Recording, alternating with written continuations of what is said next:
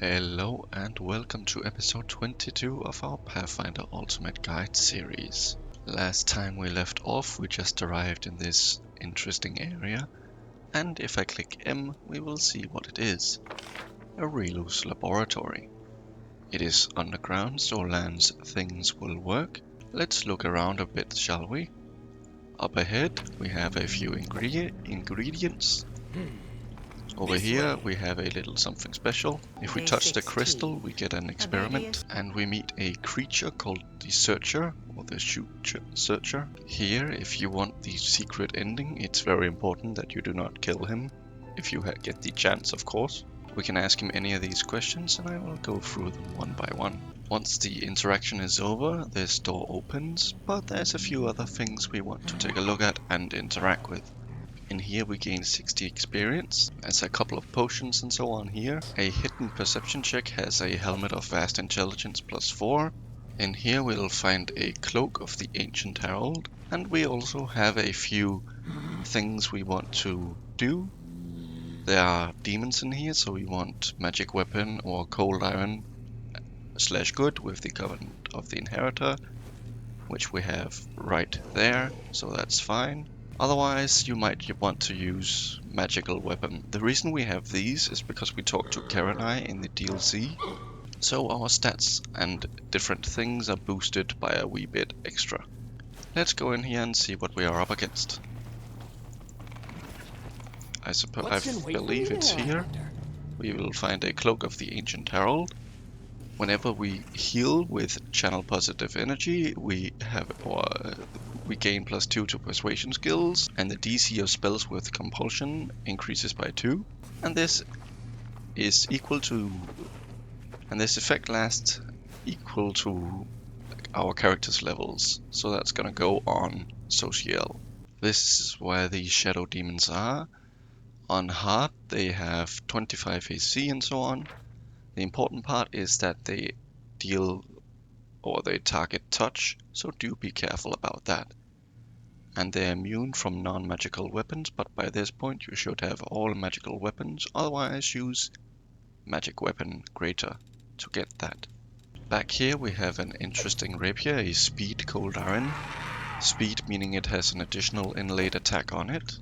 To the room on the right here we will have plenty of rat swarms, so fireballs, and even if you have them, actually alchemist fires, but at this point it's kinda I would use fireballs otherwise and just kill them. Rat swarms shouldn't pose much of a threat at this point. Make sure you loot this shelf back here for a piece of an ancient cloak, as this is a storyteller item that we can restore with him. Though we can't actually do that until a little bit later in the game. Down here is a pathway to the old wing. For now we can avoid that and just continue in the main area here. So we are heading south. We have visited these two rooms and this room with the rat swarms. These crystals can be quite annoying since they have these subsonic hums which stun, but you can avoid that by using farm, aka freedom of movement, or other effects that make you immune to stunned. Otherwise you have to pass a DC 22 fort save, which is quite high. Otherwise, if you are immune to mind affecting, you can also avoid it somewhat. In this little room we'll have some boots of the expedition boots, which is +10 to athletics and 5 to mobility. Note this won't boost our damage on the killing pace bow, our Act 5 bow that we'll get on land, but it is good to pass those corresponding checks. You also want to keep the Searcher crystal in mind, this crystal here, and there's some elven notes right here as well. Outside there's a Terry Demodand that patrols this area. He has low stuff to defend himself, but he does a lot of damage if he hits. As you can see, 14, and he has 5 attacks a turn. This room in here we have a note on midnight bolts. If you read that, we can learn more about it. If you interact with the interactable thing here, you have options of Aeon, Lich, and Trickster, and you can examine or take the vessel. For now, let's take the vessel. Here is another midnight bolt that you want to keep and not use, as it's important for the secret ending, if you want to pursue that anyway. And here we have a scribbled page from Areelu's laboratory, and a skullberry pie recipe. There's a route to the heart of the laboratory, and also a couple of crusaders and elves and so on, with a tortured angel inside. You can free him, so I would recommend not attacking them, as you'll have to fight the other ones. But for now you can't actually free them, and you'll have to go to the heart of the laboratory to do so. You can either, if you're not following the Asada mythic path, you can calm them with a diplomacy check, or you can calm them with the Asada mythic option. I'm gonna choose this option. Back here there's a cold iron that you want to pick up and a few scrolls. Before we go into the heart of the laboratory, let's go over to the area over here and see what that crystal experiment we picked up over here nets us. It seems like I forgot that that's not the one yet the things are useful for, but rather we need to go to the heart of the laboratory now.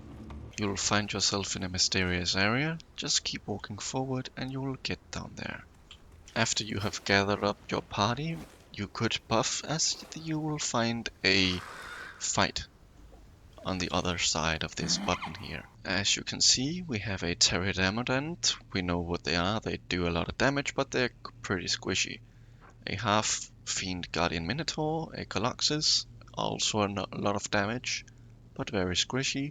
A haste demon that you want to prioritize so they don't get hasted, and an incubus. I'd say 1, 2, 3, 4, 5 in that order of threat. If you are a trickster mythic path, you can click this button, but if you're not, you will ultimately have to destroy the creature. You won't really find anything noteworthy other than a little arcana check over here, and also a little stuff here. This, however, is very noteworthy, as if you click it, you will get to see the experiment from the diamond that we picked up.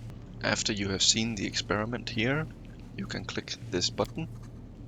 This will net you the key to the abyss barriers, meaning you can click this and it dispels the fog or the mist. Turning right, you will find a note fragment from Areelu's laboratory mentioning Nora. On the shelf to the immediate left of this giant room, there's a few items. The shelf to the right houses the transformation crystal experiment, and on a book or on a little table here you will see a book. And once we've seen this cutscene and what happens here, I will explain what to do. Let's take the book, now it will serve me, and we get the mythical light, meaning we hit mythic 4 here. And we also obtain the Lexicon of Paradox Part 1. Get another cutscene back to the start. We can ask him a few questions, make sure you do not attack him. And if you want the good thing here, you can tell Searcher to go and tell Areelu thank you for the gift, and off it goes. We can interact with this rift here, but we have a few other things to do, including mythic levels.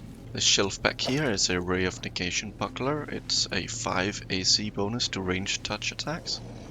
You'll see we have two pathways, one to the north and one to the west. Before that though, we have a projector here, which we can insert both the crystals we've picked up, the transformation and the searcher experiment crystals. Once you have clicked through both of them, you should be a little bit wiser of what this game is about lore-wise, as it contains a lot of exposition.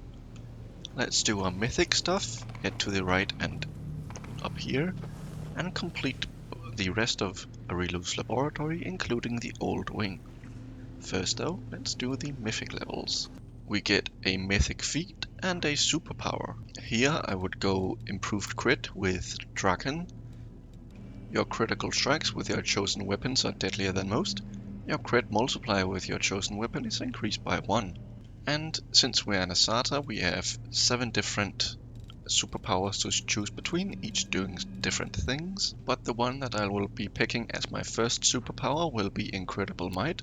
We gain a morale bonus equal to mythic rank, so right now it's 4, on attack and damage rolls.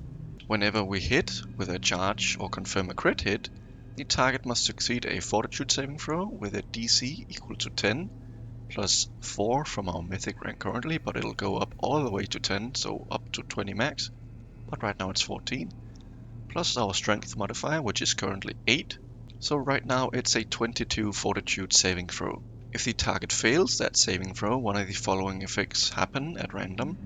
It becomes stunned for 6 to 24 seconds at 30% chance. It becomes prone for the same duration at a 20% chance. It's pushed away 15 feet and is stunned, 20% chance.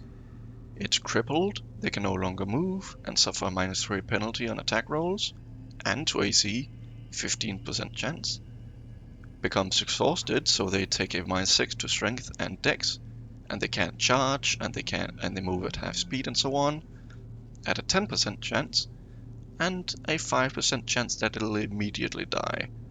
Additionally, the Asada can decide to lose these advantages to instead bolster the physical abilities of companions, granting them a companion bonus on all attack and damage rolls equal to half the Asada's mythic rank. So at full thing, we can either give up this for ourselves in favor for a +5 damage and attack rolls, morale, by the way, to all of our companions. An alternative could be all skilled. We roll twice. We roll with advantage on all skill checks, and we also become proficient with all types of weapons and armor. I am, however, gonna go for Incredible Might for now. And for my Asada spells, or level 1 and 2 spells, I'll only select these two, but I also have Asada spells level 2 now. So I get Ode to Miraculous Magic, which is morale bonus to checks to overcome spell resistance. I can remove Fatigue and Exhausted from all party members for a song. I can do a crowd control that can staggered if they fail their saving throws. Or I can do sonic damage to all enemies within a 30-foot area, while also healing everyone for the same amount of damage. Here we are then. We can also summon a Movanic Diva now.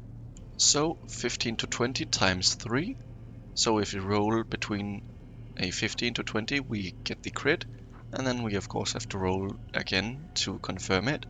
And if we do, we triple this damage here. For Seela, it's quite simple. Mythic, improved crit, and scimitar, more damage. And you guessed it, for social, we're gonna go extra mythic ability, and scroll down to Impossible Domain, and scroll down to Madness Domain, if I can find it. Right there. This allows us to emit a 30-foot aura of madness for number of rounds equal blah blah blah, that enemies within this aura are affected by confusion unless they make a will save of equal to 10 plus half my level plus my wisdom modifier. And we can also buff one of our dudes with either attack rolls, saving throws, or skill checks. So here we are. I will go for Deadly Aim Mythic, which gives us another free bonus on range damage instead of +2, and it increases when our BAB increases. For Ulbrich, I will get Mythic Improved Crit and Claw. We can either get Improved Crit and Longbow or Deadly Aim Mythic. I think for now Deadly Aim will be more valuable. And you might notice since we've gone up a level with Mythic, our Aibu has gone from level 10 to level 20, or level 15 rather. As you can see here, this nets her a huge bonus to attack and strength and so on. For now we cannot go this way, so let's go the other way. Through here. This area will have a few Oleadrus and Omoxes, but otherwise shouldn't be too difficult. You will also find the Shadow Demon once more, but if you defeat him he'll dip away again. Here you'll find some Elven notes.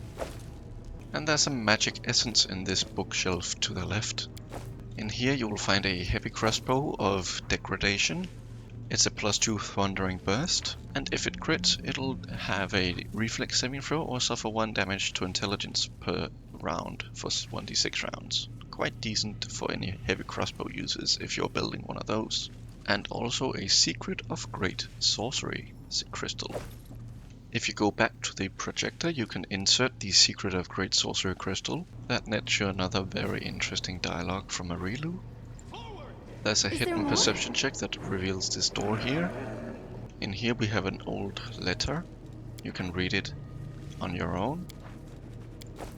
and also a note from Areelu's laboratory, and an amazing kukri. This is a shock flaming corrosive cold iron kukri +3. An amazing weapon. I cannot overstate how amazing this is if you're using kukris. In here you will find an optional boss or tough encounter. I would recommend buffing normal and you should be fine here. You will find a Merilith and a Darachne, so defensive buffs, and the Merilith is vulnerable to Innovate if you have that. These Meriliths has 6 arms, each with a masterwork scimitar, and they'll of course get better as you face tougher enemies versions of these. But they have very high to hits, and they have decent damage outputs, plus the potential stun from the Darachne will definitely be tough for you. The reward is a Lockpicker's Kit +2 as a bonus to trickery, and a breastplate that is the White Dragon with an inlaid cold resistance of 30, and all creatures within 5 feet of this creature take 2d6 points of cold damage at the beginning of its turn. Note it says all creatures, this also includes your allies. In here you have another optional encounter with 2 rocks, and I believe it's a Nalfeshni maybe? So there's a Nalfeshni with 43 AC and 38 flat-footed. There's a Defiler with 40, 2 rocks, and I would definitely recommend using a Guarded Hearth here, as this right here is rather annoying to deal with. Do be careful of it. It will reduce your strength damage here if you hit with a melee attack and if you're good. So a Guarded Hearth is definitely attractive in this fight here. It also fits nicely because there won't really be much else tough encounters in this general area. Other than the experience in here that can be gathered from these monsters, there's not really much interesting. If you have Ulbrich in your party and interact with this canister here, after defeating the enemies in here anyway, you'll have a little bonus dialogue. This little tablet here, whatever you want to call it, has a Helmet of Camaraderie. It gains a +1 bonus to morale to AC, but no more than 3 for each ally in a 10-foot radius. It's good on your front line. In fact, I'll put it on Bismuth. In here we have a few enemies, including a Pterodamodon, actually 2 of them, a Minotaur, and a Shadow Demon as well. There's also a Speed Composite Longbow +3, a decent option. In here you will find an old mongrel. Unless you say I have to go, he will almost die, or he will die whatever you do. Either of these options will end to his death, and if you say I have to go, he will just stay there. So you can change some alignment if you want here, or outright attack him, or simply leave him to his devices by sitting still forever. If you free him, he gives 240 experience, and that's about it for this little room here. We can now finally go back to the main room here and ultimately go into the rift that was available to be summoned or opened here. We can go back to the hut. You are going to return to that laboratory a few more times, but for now let's go back out. There's a skeleton here with some minor valuables, but that's about it. And as you can see, we are spat out all the way down here close to the Heart of Mystery, which fits pretty nicely because we want to hit down there soonish with Setsuna up here. Be very careful about this fight because there's a Rift Drake and they do a shit ton of damage. We unfortunately have to go a little bit of a roundabout way by going down here and then this way and then down here before we can meet up with our main army, or with our party with Setsuna. Fortunately, both the army here and here will net us some points towards energy and finance, making us even richer. At this point with my party, I would recommend going down here and waiting until Setsuna comes around this way, or this way, doesn't really matter. It'll still unfortunately take at least 2 more days up to the 13th of Flamashan before Setsuna can claim this outpost. When it comes to the fate of the phylactery of Sivanius the Rotten, make sure to turn it into a ring, not a scythe.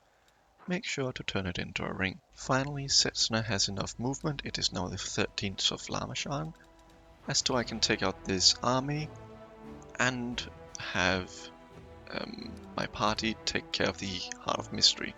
On second thought, it both has a general and quite a large army, so we might want to wait until we can actually go in there and instead take Setana northwise instead, and hope that'll be fine. With that knowledge in mind now, let's go back to Dresden. A few events will trigger once you enter. This is Ember's companion quest. Let's visit the storyteller before we go into the crusade proper to see what's going on there. Let's hand over the bloodstained page we found in the Molten Scar. We have enough materials to restore the gauntlets, but we can't restore the boots and the cloak before we hit Act 4, so it's fine to restore this now. 800 experience and we gain the Stern Hand. These spiked gauntlets grant the wearer's animal companion, as well as a Sardas dragon or lich skeletal companion, a +6 bonus to strength. At the beginning of battle, the creature must pass a will saving throw, DC 17, or start attacking members. If the initial saving throw is failed, the creature can make new saving throws each round to stop the effect. These are quite good gloves, but you might want to keep in mind that it's a will save of 17. Currently, Bismuth has a will of 6, and Iwu has a will of 14. If I were to remove Bismuth of my bard and put it on someone else, I could consider putting this on, but for now I'll keep them off, since they also take off the persuasion and so on, and minus on saving throws. But I will definitely put them on once my Iwu has higher will saves, or more than 17 basically. To do that we lead at minimum a Cloak of Resistance +4, and a few events will trigger. Murky Grotto is a part of a DLC. It's very good for loot, money and experience. And Lan comes here with his companion quest. Well, let's go, we can always use more fighters. Neathholm has been revealed. If you remember in episode 2, that was a location we reached. And, well, a few tree ants appear as well. This is Asata Mythic Path stuff. Trees? Crusaders? Sure, why not? Let's invite them into our squad. Let's sing the Song of Elysium. And Oriad, Captain Hermaton comes in. This is related to expanding our military efforts. We can improve our infirmary size by 10%. We can gain 1 level of the Striving for Distinction, which is a 10% bonus to gained experience. All our armies can gain Master of Maneuver for free, or all units have a 5 bonus to combat. Of these 4, I would recommend Darren as number 1 and Rachel as number 2. Though I will go for Darren. I remembered something just now that I've forgotten to showcase you. If you remember the Book of Dreams that we received all the way back when we took on the Lost Chapel, this book right here, you can find a first page, well, down here anyway. Well, it seems like I might have made a mistake, but when you recruit Areelu, be sure to look into her cell, as there should be a Book of Dreams page down here. Now though, it might be too late. It's alright, since I wouldn't really be using it myself, but alas. Remember, now that Woljif is back, he has some new loot. Show me what you have. Though ultimately it's not really much of interest. Let's go over level ups and mythic levels for all of these guys here, as we will use them periodically. Starting from the right, let's go with Camellia. Increase dex up to 22, get Battle Master for another attack of opportunity around, and of course weapon specialization into rapiers. Right there, for another 2 damage bonus. And here we can get weapon focus and rapier. We gain level 7 shaman spells. Note this spell right here. This spell right here are exceptionally good, and we want to keep them in mind. Ice Body is nice too. Restoration Greater is nice. Cloak of Dreams is okay-ish. Umbral Strike is a pretty good spell as well. But these 3 specifically is very nice. And it's quite simple. Imp, Crit and Rapier. Suddenly we're looking at 15 to 20s with 6 attacks a turn, or 5 attacks a turn, excuse me, with a ×3 as well. Woljif, we have a lot of level ups since we left him off, or since he left pretty early on, but the default is going from 4 Rogue Eldritch Scoundrel and then 16 Vivisectionist. Outflank is pretty good. Increased dex. And all the regular skills. Here I like going combat trick. Improved 2-weapon fighting for a second attack with our offhand. Animal aspect since it counts as polymorph. And if nothing else, we can get either of these two for something decent. Maybe even Raptor. Here I would go Piranha Strike, which is the power attack but for dex weapons. And I would either go False Life or Blur. As I have plenty of blurs, I'm gonna go for False Life. We can go Combat Trick and Weapon Focus into either something like daggers, or we could use the kukris that we picked up from Areelu's maze. It depends. Initially he will be slightly better with daggers, and I usually build him with kukris, though I'm gonna try using daggers instead. So right there, weapon focus and dagger. If you do want to try the kukris, I would recommend potentially 4 levels of Knife Master. Actually no, it's a rogue, never mind. Then you could just go into weapon focus and kukri instead of weapon focus dagger. Here I'm gonna get Cat's Grace, improved crit into your weapon choice, so dagger in my case. I would highly recommend Protection from Arrows Communal, as this will remove, or not remove, but has 10 damage reduction to ranged weapons, and it technically counts towards swarm attacks as well. So you gain 10 damage reduction towards swarm attacks. Here we can get Combat Trick and Dazzling Display right there to get Shatter Defenses at level 13. Here you could get Displacement, Haste, Heroism, Animal Aspect Greater. Remember, any of these buffs, since we have Infusion, can go on any of our allies. I'm gonna get See Invisibility Communal, even though it's pretty worthless at this point. Never mind, I'm gonna go for Displacement. So here we pick up Shatter Defenses, right there. Any shaken or frightened opponent hit by you this round is flat-footed. And let's go Rage, so we can get morale bonus to Strength and Constitution, and to Will saves, though at a cost of -2 penalty to AC. I would recommend putting this dagger on either Ember or someone else that's gonna use Hellfire Ray in the future. I'm gonna get Abundant Casting to get more spell slots, and I'm gonna get Ever Ready, followed by a 2-weapon fighting mythic. As for Ember, let's go Lawmaster level 2, increasing Charisma. Here I like going Dispel Magic Greater or Heroism or Hellfire Ray, though we are going to pick up Hellfire Ray for free with the Burned Stigmatized Witch at level 15. But if you want it earlier, you can get it here. Level 13 is going to be a little bit interesting. We're going to go Sorcerer. We're going to go Cross-Blooded, so we can get 2 Bloodlines. Spell Focus and Enchantment. Bloodline Gold Dragon. We go Greater Spell Focus and Enchantment. Let's go with the Fey Bloodline as well. And we can get True Strike, so we can hit more often with this 20 bonus to Insight. We mostly pick this up so we can gain 2 levels or 2 focuses of spell focusing. For Mythic 4, we're gonna go Spell Penetration Mythic.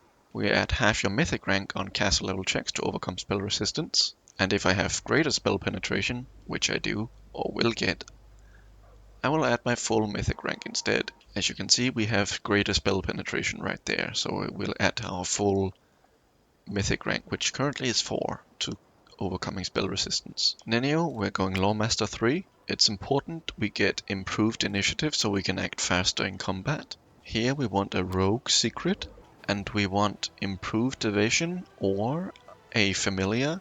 And if you're going with the Familiar, I would recommend Hair to get even more initiative, 4 initiative and 2 bonus to perception. So you could either go improved evasion for taking no damage on reflex saves when they're successful, of course, and half damage on failed, which will go into improved or greater evasion. Actually, that doesn't even exist. What am I talking about? I'm gonna go with Familiar and Hair for initiative and perception checks. Here, it's very important we select Legendary Proportions. Not only is it a huge bonus to Strength and Con, and it's a size bonus, so it can stack with other bonuses to Strength, like enchant or enhancement and so on. It gains a +6 bonus to AC, And also damage reduction 10 to adamantine, or that's bypassed by adamantine rather. Melee and ranged weapons used by this creature deals more damage, so we'll want to put that on our melee characters. And you might see that it costs dinosaur bones, but we can scribe it with scrolls to bypass this cost here. I'm also gonna go for Ice Buddy here. Even though it's personal, it's nice to have since we become immune to cold. We gain damage reduction. We are also immune to ability score damage, blindness, crit hits, disease, drowning, electricity, poison, stunning, and all spells or attacks that affect your physiology or respiration. Because you have no physiology or respiration, well, this spell is in effect. Our initiative is now plus 10. As you can see, it's quite high. Comparatively, someone like Greybow only has plus 5. And of course we want spell penetration mythic as well, so we can use our full mythic thingies. Again, you don't really want to have it in your thingy. Instead, I would use meta magic on these guys here. Here I would also get Dispel Magic Greater, so we have 5 people now that can use it. Here I would get Improved Initiative, right there. I would get Divine Power and Pillar of Life, Blessing of Luck and Resolve Mass, which is basically, plus 2 morale bonus on saving throws against fear and stuff. If we fail the saving throw, it re-rolls the save with a plus 4 morale and takes the new result. Since we don't want our poor Darren to die too much and he's rather squishy, we'll go extra mythic ability and last stand. For level 12 for Rigel, you can go Hell Knight again, increase strength, force of will against compulsion. I would go through Pentamic Faith here. I would either get Strength Domain or War Domain. I'm gonna go with Strength so we can, as a standard action, touch a creature to give it great strength. For 1 round, the target gains an enhancement bonus equal to half your level in the class that gave you access. So right now it would be 1. And it's both to melee attacks and athletics check. So at level 13 we also want to go Hell Knight. And the good old dashing display into shatter defenses. For Mythic 4 you can go Improve Crit and Gnome Hook Hammer. He now has a ×5 and ×4, depending on what weapon it is, with a 19 to 20 to hit. And he has 6 attacks, as you can see. And for Greyboar you can finally go up to Mutagen Warrior again and level him up to level 11, at least for my case, since I didn't have the dexterity belt I needed. And why do we want to get that plus 4 dexterity? It's to get greater 2 weapon fighting for 3rd attack. And you know what? I might want to use Kukris with him, funnily enough. So instead of his axes and so on, I'm gonna give him Kukris down here. Level 12, straightforward, increased strength. We also gain mutagens. Level 14, Mutation Warrior again. We can now get Weapon Specialization. Weapon Focus. Beep, beep, beep, beep, beep, beep. Weapon Focus and Kukri into Weapon Specialization and Kukri. And suddenly he becomes not half bad. ×2 with 15 to 20 and 13 to 31. Mediocre to hit rates, though his AC is absolutely non-existent, but of course that can be improved. So if you want to use him, I can recommend using this, as you both have Holy, or at least Positive here, and Electricity, Fire and Acid on the other Kukri. I would recommend having this on permanently, basically. For Mythic, you can go Improved Crit and Kukri, so it becomes a ×3 now, instead of a ×2. And there you are. That was a lot of leveling up, wasn't it? If you have this DLC and you want a metric shit ton of loot, money, and experience, I would recommend you doing the Treasure of the Midnight Isles. It'll be available in Act 3, 4, and 5, meaning the later half of the game. My next objective is going to be returning to the court, so I can wrap up this mythic quest here. And next time we'll look into some of these companion quests. So we might look towards bringing Woljif and Ember and Lan is always in our party anyway. This is also the time that you might want to look out to buy a higher scroll scrapping kit to avoid the cost of this. We can't do it right now, but we can theoretically downgrade it like so, and that would make it able to be actually no, it won't even be able to scribe it. I am wrong. And on the map, the Murky Grotto, aka the Midnight Isles DLC, is right there, next to the Ashen Grotto. Let's go up to the bird's nest though. You are immediately in a conversation with these three people here. Here you can choose 3 different things. All generals gain the Inspired Advance, and Inspired Advance is all units gain a +2 bonus to speed and a +1 to damage for each square they moved. You could also gain all generals learn the Song of Seasons, which is a healing thingy. It also deals damage to enemies, so this would be good if the enemies reach your front line or whatever. All generals learn flanking grants a +4 bonus to attack instead of +2, and a +4 bonus to damage for 1 round. I think I'm gonna go with the Battle March here, talking to them again, telling them either of these 3 options will net you 360 experience, and complete the quest and gain you another 800 experience.